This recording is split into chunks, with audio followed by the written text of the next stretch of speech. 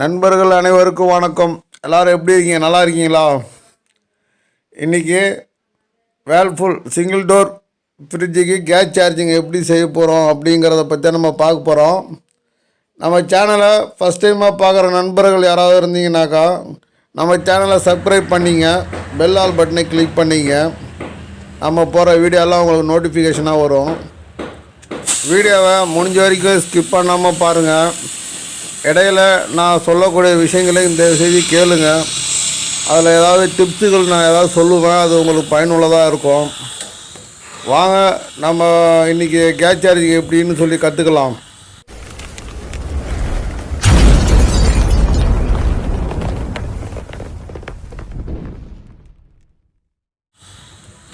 இது Whirlpool single door fridge.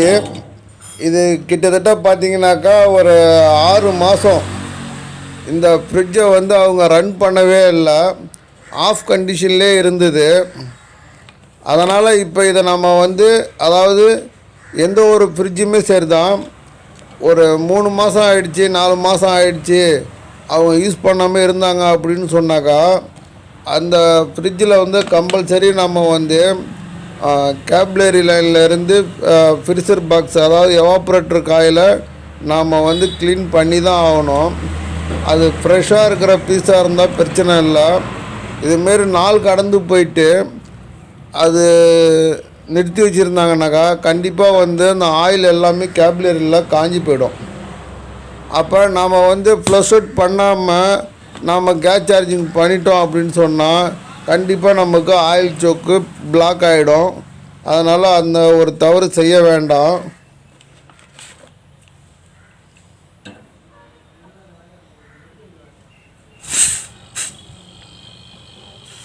இதை flush out பண்ணுறேன் பாருங்கள். ப்ரெஷர் வருது, நல்லா தான் ப்ரெஷர் வருது. ஆனால் ஆயில் எதுவுமே வரல. நான் ஃப்ளஷ் அவுட் பண்ணுறது டிஸ்சார்ஜ் லைனு, அதாவது கண்டென்சர் லைனை தான் நான் இப்போ ஃப்ளஷ் அவுட் பண்ணுறேன். அதில் ஈரப்பசம் எதுவுமே கிடையாது, ஆயிலும் ஒரு சுட்டும் கிடையாது. க்ளீனாக ப்ரெஷர் நல்லா இருக்குது. அதனால் நான் கண்டென்சரை நான் க்ளீன் பண்ணலை. ஏன்னா கண்டென்சரில் ஈரப்பசம் இருந்ததுன்னா கண்டிப்பாக நம்ம கண்டென்சரை க்ளீன் பண்ணணும். அதில் வெறும் ஃப்ரெஷ் ஏர் மட்டும்தான் வந்தது. அதனால் நான் ஃப்ளஷ் அவுட் பண்ணிவிட்டு அதை அப்படியே விட்டுட்டேன். அடுத்து நான் ஃப்ரீசர் பாக்ஸை தான் நான் க்ளீன் பண்ண போகிறேன். ரெண்டாவது, நம்ம வெல்டு அடிக்கிறதுக்கு முன்னாடி எல்லா பைப் லைனையுமே எமரி ஷீட்டு போட்டு, அதாவது நல்லா பலன்னு இருக்கணும் அந்த இடம் தேய்க்கிறது. நம்ம அதில் கொஞ்சம் அழுக்கு கூட இருக்கக்கூடாது. ஒருவேளை நம்ம ஆயில் கசிஞ்சு போய் அந்த பைப்பு மேலே ஆயில் பட்டு இருந்ததுன்னா அதை எமரி ஷீட்டு மட்டும் போட்டால் மட்டும் போதாது. கையில் கொஞ்சம் சோப்பு நுரை எடுத்து அந்த பைப்பு மேலே ஃபுல்லாக கையால் அப்படியே தடவுங்க. தடவிட்டு ஒரு துணி எடுத்து துடைச்சிருங்க. துடைச்சிட்டிங்கன்னா இப்போ நமக்கு ஆயிலோட பிசுப்பு போயிடும். அதுக்கப்புறம் ஒரு எமரி ஷீட்டு வச்சு நல்லா எமரி ஷீட் நல்லா தேய்ங்க. கையால் தேய்க்கும் போது நமக்கு க்ளீன் ஆகிடும். நமக்கு வெல்டிங்கில் எந்த ஒரு பிரச்சனையும் வராது. அப்படி நீங்கள் ஆயிலோடு நீங்கள் வெல்டு பண்ணிங்கன்னா கண்டிப்பாக அந்த வெல்டிங் ராடு அதில் நிற்காது, மெல்ட் ஆகி கீழே விழுந்துடும். சரிங்களா? இதில் பார்த்தீங்கன்னா இப்போ செக்ஷனில் என்ன கட் பண்ணி ஃப்ளஷ் அவுட் பண்ண போகிறேன். அந்த ஃப்ளஷ் அவுட் பண்ணுறதுக்காக இப்போ கம்ப்ரஸரில் இருக்கிற செக்ஷன் லைனை நான் இதில் கட் பண்ணிகிட்ருக்கிறேன். அதை கட் பண்ணிவிடுங்க. அதேமாரி இதில் கேப்லரி பார்த்தீங்கன்னாக்கா அதாவது தேவையான அளவுக்கு மேலேயே இருக்குது. இதில் அதாவது இவ்வளோ பெரிய கேப்லரியில் கிட்டத்தட்ட பார்த்திங்கன்னா 8-9 சுற்றி இதில் இருக்குது. அவ்வளோ கேப்லரி இருந்ததுன்னா பழைய கம்ப்ரஸர் நம்ம யூஸ் பண்ணும்போது கண்டிப்பாக நமக்கு பிளாக் ஆகிடும், ப்ரெஷர் கிடைக்காது. இது மாதிரி கேப்லரி நிறையா இருக்கிற டைமில் குறைஞ்சது 2 அடியிலேருந்து 3 அடி வரைக்கும் நாம் கட் பண்ணி சின்னதாக்கிடணும். அப்படி கட் பண்ணி நம்ம சின்னதாக்கும்போது நமக்கு ப்ரெஷரை நல்லா ஃப்ரெஷ்ஷாக கிடைக்கும், நல்லா ஃபோர்ஸாக கிடைக்கும். சரிங்களா? அதை மைண்டில் வச்சிங்க. கேப்லரி சின்னதாக இருந்தால் விட்டுடுங்க. இப்போ நீங்கள் பார்க்குறீங்களா அளவு? இது மாதிரி நிறையா இருந்ததுன்னா ஒரு அடி 2 அடிக்கு நம்ம கேப்லரியை கட் பண்ணிக்கணும். கட் பண்ணிட்டோம்னாக்கா நமக்கு ப்ரெஷரு கரெக்டாக கிடைக்கும். இப்போ இந்த கூலிங் காயில் நம்ம க்ளீன் பண்ணணும். அதை க்ளீன் பண்ணுறதுக்காக நான் என்ன பண்ணுறேன்னா, இந்த கேப்லரியில் ஒரு பின் வால்வு வந்து பற்ற வச்சுக்க போகிறேன். அதில் பற்ற வச்சுக்கிட்டு நம்ம அது மூலயமா நம்ம கம்ப்ரஸர் வச்சுருப்போம் இல்லையா, ப்ரெஷர் கொடுக்குறதுக்குன்னு. அந்த கம்ப்ரஸரை பயன்படுத்தி நாம் இப்போ வந்து அதை க்ளீன் பண்ண போகிறோம். அதை எப்படி க்ளீன் பண்ணுறேங்கிறத அப்படியே வீடியோவில் பார்த்துக்கிட்டே வாங்க.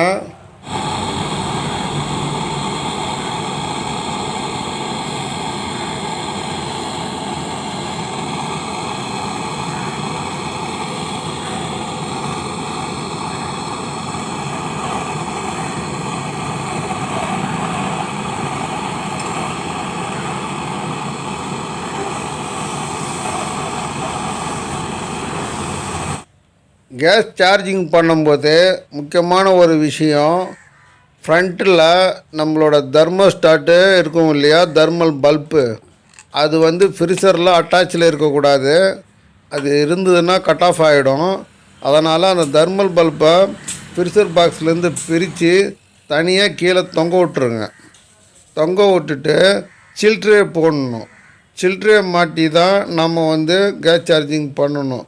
நம்ம இதை செய்கிறதுக்கு முன்னாடியே இந்த 2 வேலையும் நாம் முதல்ல செஞ்சுட்டு தான் பின்பக்கம் வந்து உட்காரணும். ஓகேங்களா? இப்போ என்னோடய கம்ப்ரஸரை வச்சு நான் ப்ரெஷர் கொடுக்குறேன்.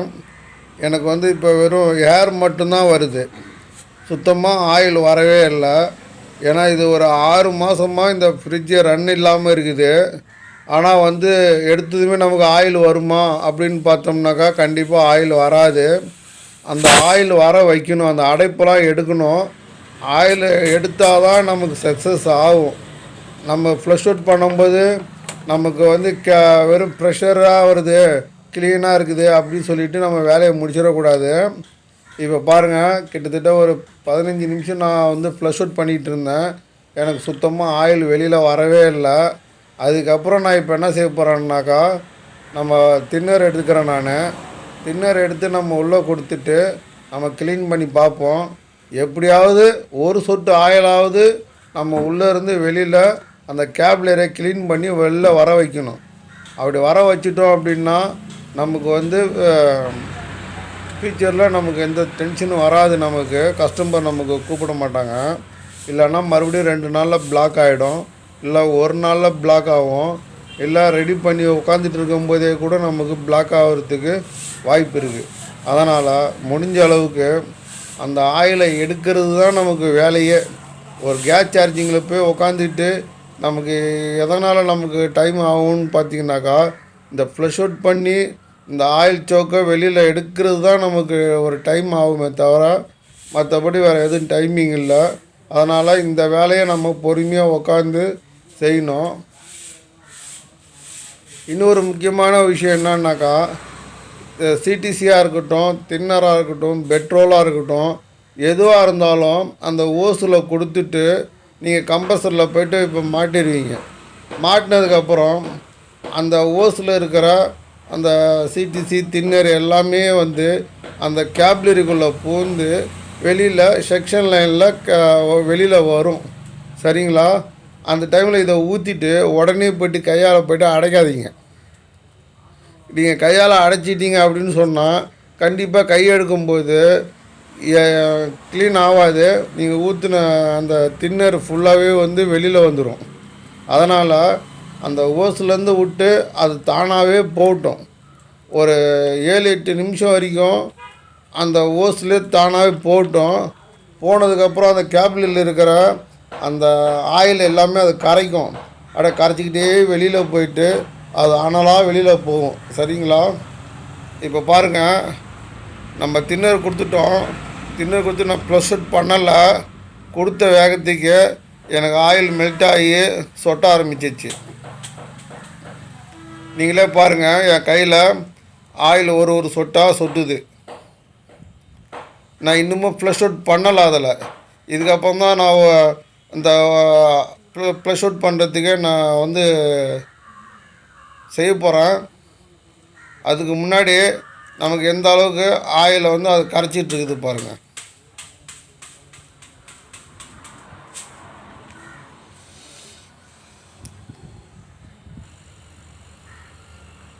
அடுத்த ரெண்டாவது டோஸும் எடுத்துக்கிட்டேன் நான். மொதல் டோஸுக்கு நான் ப்ளஷ் அவுட் பண்ணல. ரெண்டாவது டோஸும் இப்போ நான் அதில் இன்ஜெக்ஷன் பண்ணுறேன். பண்ணிவிட்டு வெயிட் பண்ணுங்க.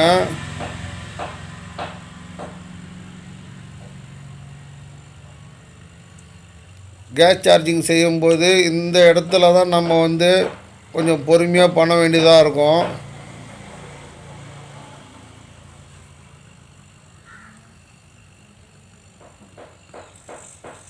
இப்போ கம்ப்ரஸரில் அட்டாச் பண்ணுறேன் நான்.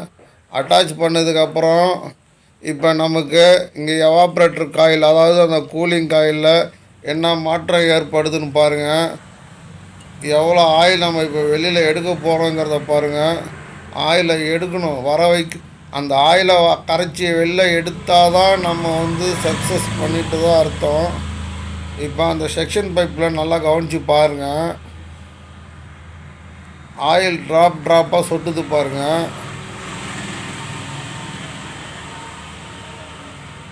என்னோடய கையில் பாருங்கள், ஆயில் சொட்டுது பாருங்கள்.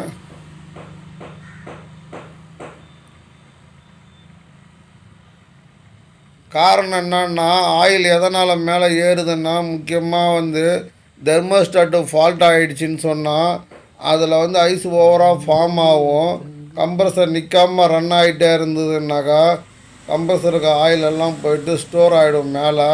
அதனால தான் வந்து இப்போ ஆயில் சோக்கு ஆகுது காரணமே. அதுக்கப்புறம் அவங்க அப்படியே விட்டுட்டாங்க ஒரு 6 மாதம். சரிங்களா? அப்போ எவ்வளோ ஆயில் மேலே ஸ்டோர் ஆகிருக்குன்னு பாருங்கள்.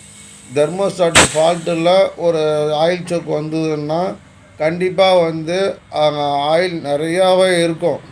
இங்கே பாருங்கள், இப்போ பாருங்கள் எவ்வளோ ஆயில் சொட்டுது பாருங்கள்.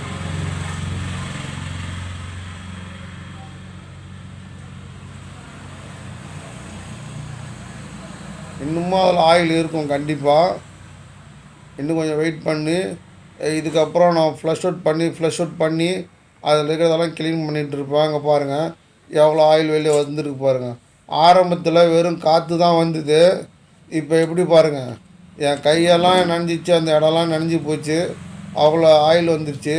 இது வந்து 134 கேஸுங்கிறதுனால நான் இதுக்கு ஆயில் நான் வச்சுருந்தேன்.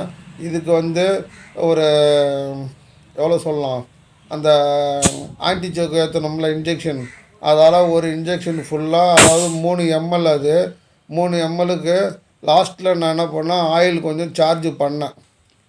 எதுக்குன்னாக்கா இவ்வளோ ஆயில் நமக்கு லாஸ் ஆகி போச்சு. கொஞ்சமாக இருந்தால் பிரச்சனை இல்லை. இவ்வளோ ஆயில் போயிடுச்சுன்னாக்கா நம்ம கொஞ்சம் ஆயிலை வந்து அதில் சார்ஜ் பண்ணிடணும். அப்படி இல்லைன்னு சொன்னாக்கா கம்ப்ரஸர் வந்து ஓவர் ஹீட் ஆகும். அது ஹீட் ஆகாமல் இருக்கணுன்னாக்கா நம்ம வந்து லாஸ்ட்டு டைமில் செக்ஷன் லைனில் அந்த இன்ஜெக்ஷன் மூலியமாகவே ஒரு டோஸ் அதில் ஏற்றிக்கிறது நல்லது.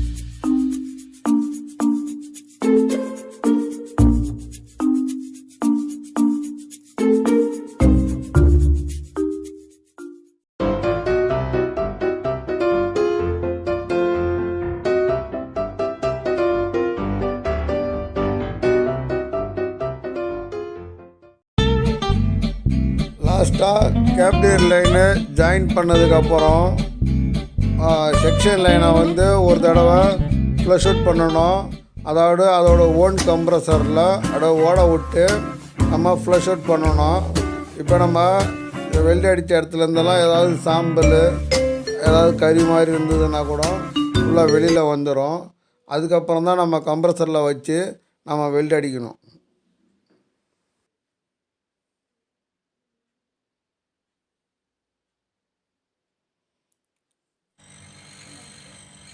இந்த இடத்துல முக்கியமாக பாருங்கள், ஃப்ளஷ் அவுட் பண்ணியாச்சு. இப்போ வந்து செக்ஷன் லைனை கொண்டு போய்ட்டு நம்ம கம்ப்ரஸரில் பற்ற வைக்க போகிறோம். அதுக்கு முன்னாடி நம்ம என்ன செய்யணுன்னா, அந்த சார்ஜிங் பின் வால்வு இருக்குது இல்லையா, அதில் ஒரு டம்மியை போட்டு வச்சிடணும். பின் வால்வு எடுத்துடணும். உள்ளே இருந்து ஒரு டம்மியை மட்டும் அதில் போட்டுருங்க. இப்போ வந்து நான் நெருப்பு காட்டிகிட்ருக்கேன் பாருங்கள். கம்ப்ரஸரில் இருக்கிற செக்ஷன் லைனு அதில் சிம்மில் வச்சு அப்படியே ஹீட்டு காட்டிகிட்டே இருந்தீங்கன்னாக்கா அந்த செக்ஷன் பைப் வழியாக காற்று வெளி காற்றை உள்ளே இழுக்கும். அதாவது வெளி காற்று வந்து அந்த நெருப்பு பட்டு உள்ளே போகும்போது மாய்ச்சர் உள்ளே வந்து இருக்காது. அதேமாரி இந்த செக்ஷன் லைனில் நான் கை வச்சு பார்க்குறேன் பாருங்கள். அதில் வந்து அனலாக கதைன்னு வந்து ஒரு அனலாக வரும். அது வரைக்கும் அதாவது குறைஞ்சது ஒரு 5 நிமிஷம் நாம் வந்து இந்த நெருப்பை வந்து அனலை காட்டிகிட்டு இருக்கணும். இது வந்து ஃபைனலில் பண்ணக்கூடிய ஒரு விஷயம். இது மறக்கக்கூடாது. வேலை அதிகமாகுதுன்னு இதை நீங்கள் செய்ய பால் மாறினீங்கன்னா நமக்கு லாஸ்ட்டில் ஒரு ரிசல்ட்டு கிடச்சிருக்குது. அந்த ரிசல்ட் உங்களுக்கு கிடைக்காது. அது என்ன ரிசல்ட்டுங்கிறத இந்த வீடியோவோட லாஸ்ட்டில் நம்ம பார்க்கலாம். அந்த எஃபெக்ட் வரணுங்கிறதுக்கு காரணம் இப்போ நாம் இங்கே பண்ணிகிட்ருக்கிறது தான். அந்த செக்ஷன் லைனில் இந்த நெருப்பை நான் காட்டிகிட்ருக்கிறேன். குறைஞ்சது ஒரு 5 நிமிஷம் காட்டணும், அவசரப்படக்கூடாது.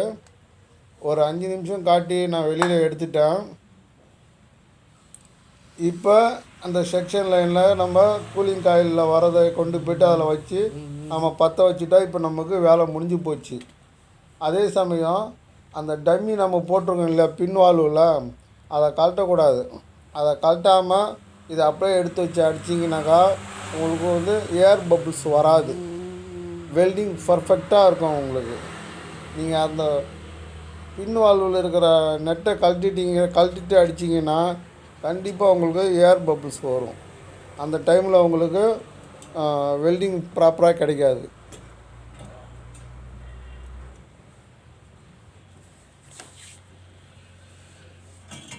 இப்போ ஓரமாக ஒதுக்க வேண்டியதெல்லாம் நம்ம ஒதுக்கிட்டோம். இப்போ நம்ம வெல்டு அடிச்சிட்டோம் அப்படின்னு சொன்னால் நமக்கு கேஸ் சார்ஜிங்க்கு உண்டான ஒரு 80% ஒர்க்கு நமக்கு முடிஞ்சிடும். அதுக்கப்புறம் நம்ம கேஸ் சார்ஜிங்கு தான். அடுத்து என்ன செய்கிறேன்னு பாருங்கள்.